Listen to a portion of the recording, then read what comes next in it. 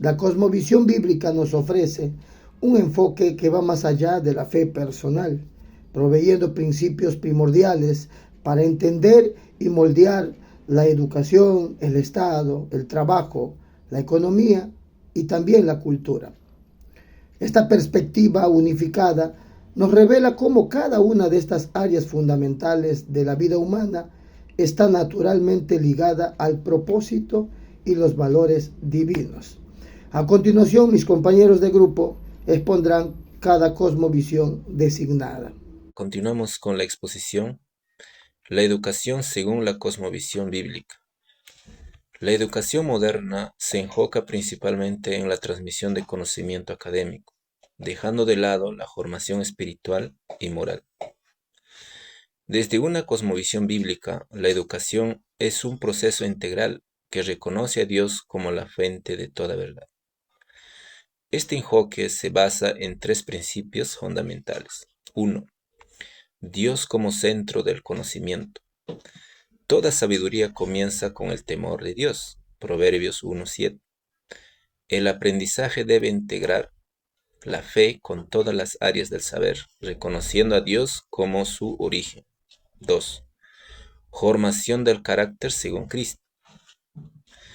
La educación debe formar no solo intelecto, sino también el carácter del estudiante, buscando que refleje la vida y valores de Jesús. Romanos 8:29.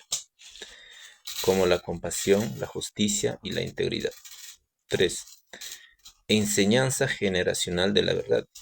Educar es una responsabilidad compartida por la familia, la iglesia y la escuela, que deben transmitir la verdad de Dios a las nuevas generaciones. Deuteronomio 6:6. Por otro lado, Génesis 1:28 muestra que el ser humano debe ejercer mayordomía responsable sobre la creación. La educación debe formar personas conscientes de su responsabilidad ante Dios y ante el mundo. Bueno, quisiéramos abarcar ya en esta oportunidad sobre la cosmovisión y el Estado. El Estado, pues, es una institución civil, ya nosotros lo conocemos, viene desde arriba, de nuestro gobernador, el presidente, viene pues de las provincias, también viene de los distritos, y así sucesivamente. Pero tenemos que entender algo, como la Biblia menciona, Romanos 13:1, que no hay autoridad sino puesta por el Señor. Y nos dice que nosotros tenemos que obedecer. Pero el asunto es que nuestras autoridades hacen lo contrario, vulneran nuestros derechos, cuando las autoridades puestas por el Señor tienen que actuar con justicia, con amor, tienen que defender la familia, tienen que defender aún nuestros derechos. O sea, no tienen que excluir, no tienen que actuar injustamente. Lo que Dios manda es que el Estado tiene que actuar con todo ya lo que hemos mencionado. ¿Por qué? Porque la autoridad suprema es nuestro Señor. Y cuando llegamos a entender ese punto, nuestras autoridades llegan a entender ese punto, pues van a actuar así. No queremos dejar de lado que hay autoridades que hacen lo contrario.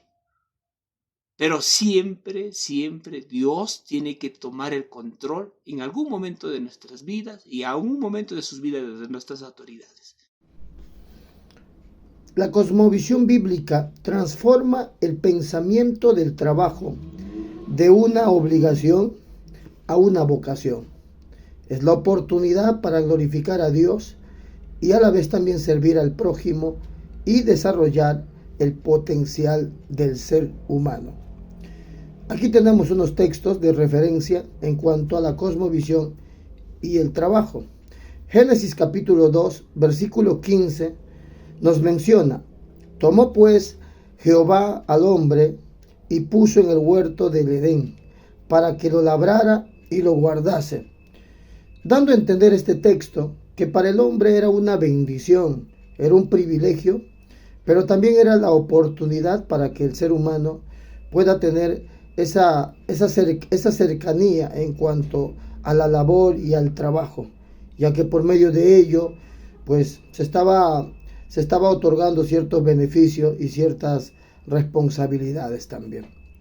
Tenemos también en Colosenses capítulo 3, el versículo 23 y 24, donde nos menciona que todo lo que hagáis, hacedlo de todo corazón, como para el Señor, y no para los hombres, sabiendo que del Señor recibiréis la recompensa de la herencia, porque a Cristo el Señor servís.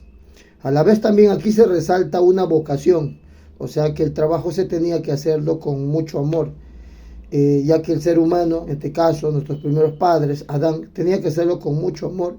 Y hay un principio para estos tiempos, que el trabajo no es un fin de meter presión en cuanto a obligación, en cuanto a carga, sino que es una bendición, un privilegio, y sobre todo cuando se lo hace del corazón, es una vocación, ¿no? Y qué hermoso es cuando uno se lo hace de todo corazón, sabiendo que es para el Señor, ¿no? En todos los ámbitos, eclesiástico, laboral e incluso también académico, ¿no?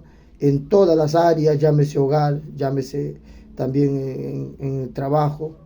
Entonces este punto nos habla de que el trabajo pues tenía que hacerse con una vocación y hacerlo de todo el corazón. Tesalonicenses, en 2 de Tesalonicenses, en su capítulo 3, versículo 10, nos cita la palabra: porque también cuando estábamos con vosotros, os ordenamos esto: si alguno no quiere trabajar, tampoco coma. Pues aquí la palabra nos hace referencia que el trabajo, a la vez que tenía como resultado de hacerlo de corazón, como una vocación, como algo que le guste al hombre, no como un castigo, sino como una bendición, también venía acompañado y trae pues responsabilidad y compromiso, ya que en cierta manera pues esto cultiva lo que son en cuanto a valorar y darlo pues en cuanto darle algo serio, ¿no? En cuanto al trabajo, ya que la Biblia también no permite las personas que sean ociosas, flojas o perezosas, ¿no? O vagas, ya que por medio del trabajo se cultivan ciertos principios, ciertas virtudes también en el ser humano. La cosmovisión bíblica en cuanto a la economía consiste en tener una buena mayordomía, con un enfoque de buen cuidado y administración de lo que podamos poseer, sin caer en la avaricia, como nos dice en el libro de San Lucas, capítulo 12, versículo 15: mirad y guardaos de toda avaricia, porque la vida del hombre no consiste en la abundancia de los bienes que posee. Asimismo, debemos evidenciar el amor de Dios y glorificarlo con acciones justas y motivar a otros a tenerlo como una buena práctica. En 1 de Juan, capítulo 3, versículos 17 y 18, nos anima a la generosidad y la ayuda a los que están en necesidad, amando no de lengua, sino de hecho y en verdad. Por último, tengamos presente la advertencia del peligro de amar al dinero. En 1 de Timoteo capítulo 6, versículo 10 nos dice: porque raíz de todos los males es el amor al dinero, el cual codiciando algunos se extraviaron de la fe y fueron traspasados de muchos dolores. Por ello, si tenemos sustento y abrigo, vivamos tranquilos, agradecidos y glorificando a Dios para no perder nuestra confianza en Él. La cultura. Se conoce como cultura a todos los aportes que el hombre incorpora a este mundo natural existente. Puede ser también costumbres, artes, lenguaje, ideas, valores, las estructuras sociales, todo lo que la sociedad puede identificar en particular. En este caso, como cristianos, también entendemos y aportamos a la cultura desde el punto de vista como creyentes, como hijos de Dios. En este caso tenemos 3 principios importantes que quiero resaltar, que es el principio número 1, que debemos de administrar la creación de Dios, ya que, como dice la palabra, hemos sido creados a imagen y semejanza de Él, para enseñorear los peces del mar, los cielos, las bestias y todo el animal que se arrastra en la tierra. Este principio en particular se debe dar con responsabilidad, con cuidado, ya que eso Dios lo establece. Asimismo, entendemos que Sin el pecado y haciendo la voluntad de Dios podemos desarrollar una sociedad más compleja y ordenada, con esta autoridad que el Señor nos ha impuesto. Y como segundo de los principios es que el hombre fue creado a imagen y semejanza de Dios. Tenemos facultades que nos hacen responsable de vivir una vida conforme a Él le agrade, sabiendo que dependemos de Él.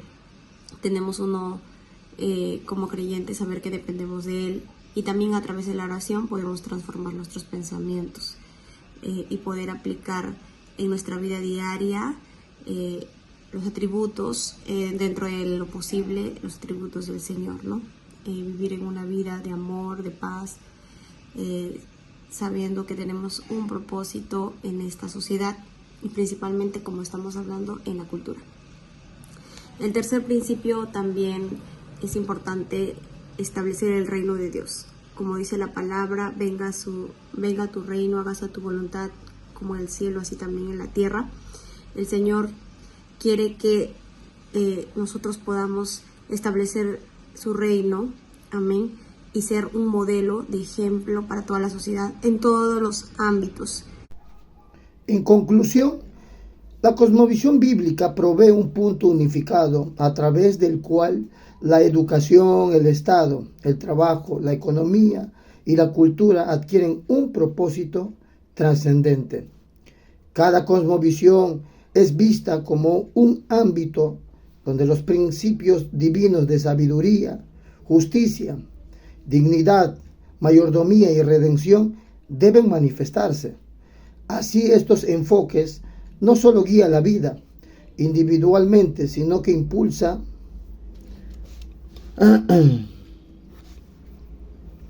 En conclusión, la cosmovisión bíblica provee un punto unificado a través del cual la educación, el Estado, el trabajo, la economía y la cultura adquieren un propósito trascendente.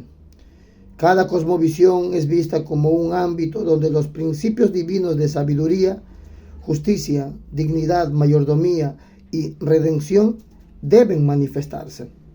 Así, estos enfoques no solo guían la vida individual, sino que impulsa una participación transformadora en la sociedad, buscando siempre reflejar el plan de Dios en cada aspecto de la existencia humana. Muchas gracias.